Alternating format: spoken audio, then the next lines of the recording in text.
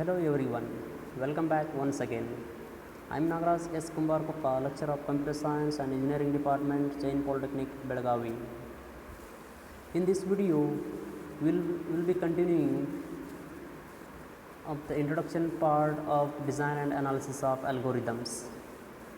So here we are discussing about graphs, graph representations, weighted graphs and paths and cycles. So graphs. A graph is informally thought of a collection of points in a plane called vertices or nodes, some of them connected by line segments called edges or arcs. Then a collection of points in a plane that is called vertices or nodes, some of them connected by line segments called edges or arcs. Then graph G equal to is defined by a pair of two sets, a finite set P of items called vertices and a set E of pairs of these items called edges. Then vertices are normally labeled with letters or numbers. This is how a graphs look like this, that is undirected graph and digraph. An equivalent digraph of this particular graph. It is having here 6 vertices, that is A, B, C, D,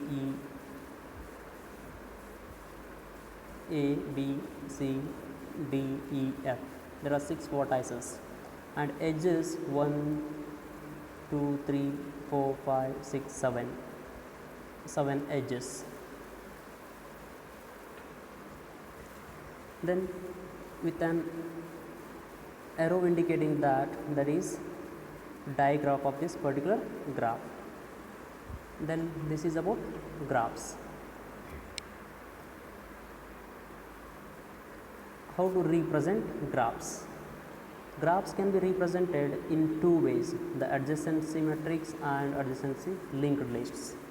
The adjacency matrix of a graph with n vertices is a n into n Boolean matrix with one row and one column for each of the graphs vertices.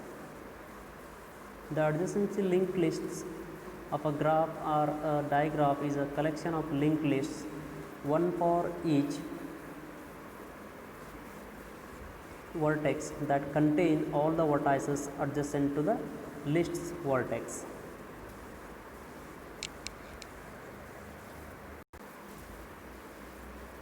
In adjacency matrix, the element in the ith row and jth column is equal to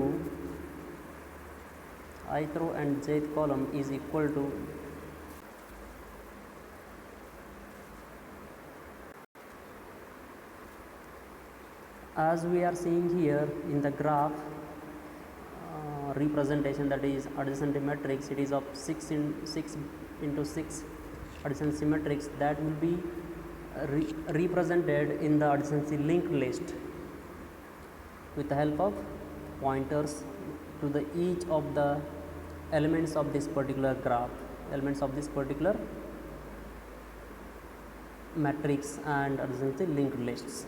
That is all about graphs representation. The next we'll see weighted graphs. A weighted graph is a graph or digraph with numbers assigned to its edges. Here I have shown weighted graph that is A, B, C, D. It is having the distance from the value from A to B, B to C, then C to D and so on. That is A to B is 5, B to C is 7, C to D is 2. Again D to B is 4, B to A is 5, then A to C is 1. And this weighted graphs can be represented in the adjacency matrix something like this.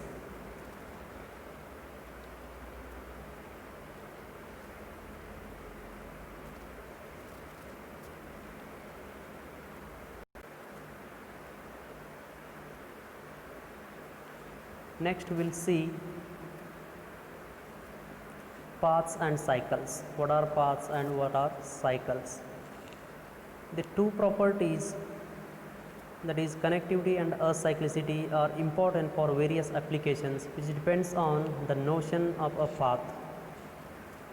That is, a path from vertex V to vertex U of a graph G can be defined as a sequence of adjacent vertices that starts with V and ends with U.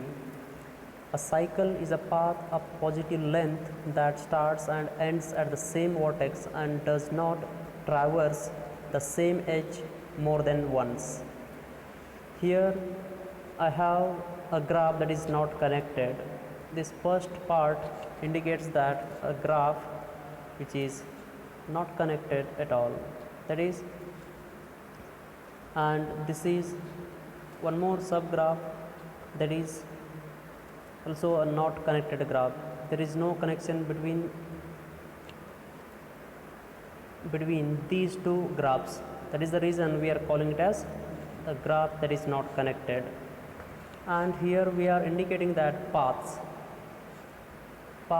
A to B or A to C or C to B or C to E, then C to D, these all are the paths. And cycles will something look like this. We are starting a path from A and again it should come back to A. That is what makes a cycle, but here it is not happening. That is the reason we are calling it as a graph that is not connected. Then this is about paths and cycles. Next we have summary. In this session we have learned the following things, that is, what are graphs, different ways of graph representations, what are weighted graphs, what are paths and cycles. Then thank you so much.